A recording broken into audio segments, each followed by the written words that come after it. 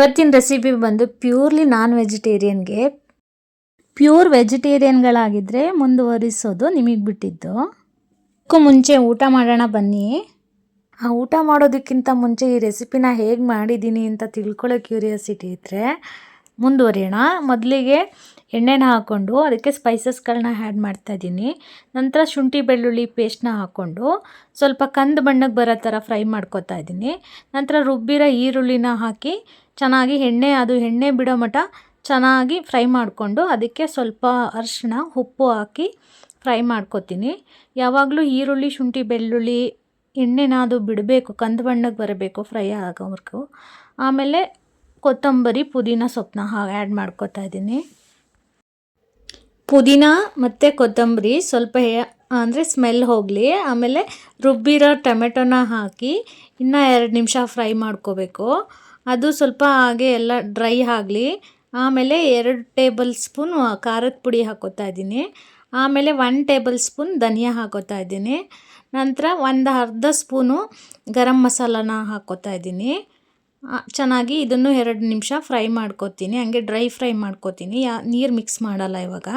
ನಂತರ ಮಟನ್ ಪೀಸ್ಗಳನ್ನ ತೊಳೆದು ಚೆನ್ನಾಗಿ ಕ್ಲೀನ್ ಮಾಡಿ ತೊಳೆದು ಇಟ್ಟಿದ್ದೆ, ನೀರೆಲ್ಲ ಸೋಸಿ. ಆಮೇಲೆ ಅದನ್ನು ಈ ಮಸಾಲೆಗೆ ಮಿಕ್ಸ್ ಮಾಡಿಕೊಂಡು ಮೇಲೆ ಸ್ವಲ್ಪ ಮೊದಲು ಕೊತ್ತಂಬರಿನ ಒಗ್ಗರಣೆಗೆ ಹಾಕ್ಕೊಂಡಿದ್ದೆ. ಅದು ಒಂದು ಸ್ಟೆಪ್ ಆದರೆ ಈ ಸ್ಟೆಪ್ಪಲ್ಲೂ ಕೂಡ ಕೊತ್ತಂಬರಿ ಪುದೀನನ ಆ್ಯಡ್ ಮಾಡ್ತಾಯಿದ್ದೀನಿ.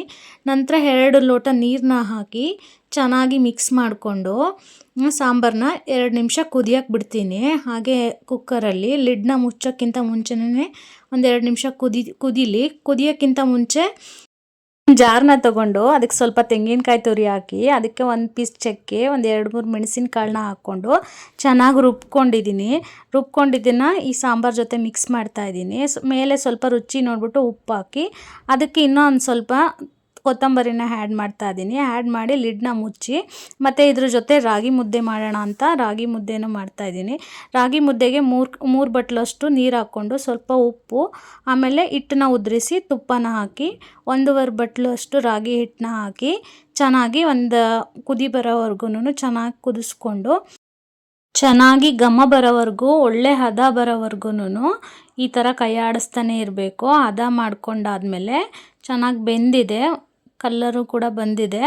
ಇದಕ್ಕೆ ಸ್ವಲ್ಪ ಒಂದು ಪ್ಲೇಟ್ ತೊಗೊಂಡು ಅದು ಮುದ್ದೆನ ಒಂಚೂರು ಸ್ವಲ್ಪ ತುಪ್ಪನೋ ಎಣ್ಣೆನೋ ಬೆಣ್ಣೆನೋ ಹಾಕ್ಕೊಂಡು ಈ ಥರ ಒಂದು ಮುದ್ದೆನ ಈ ಥರ ಕಟ್ಕೋತಾ ಇದ್ದೀನಿ. ಕಟ್ಕೊಂಡು ಒಂದು ಹಾಟ್ ಬಾಕ್ಸ್ಗೆ ಹಾಕಿ ಇಟ್ಟು ಆಮೇಲೆ ಒಂದು ತಟ್ಟೆನ ತೊಗೊಂಡು ಮಟನ್ ಸಾಂಬಾರು ಆಗಿದೆ, ಚೆನ್ನಾಗೇ ಆಗಿದೆ, ಬಟ್ ಸ್ವಲ್ಪ ತೆಳುವಾಗಿದೆ. ಅದಕ್ಕೆ 2 ನಿಮಿಷ ಹಂಗೆ ಸಾದ ಕುದಿಸ್ಕೊಂಡ್ರೆ ಗಟ್ಟಿ ಕನ್ಸಿಸ್ಟೆನ್ಸಿ ಬರುತ್ತೆ.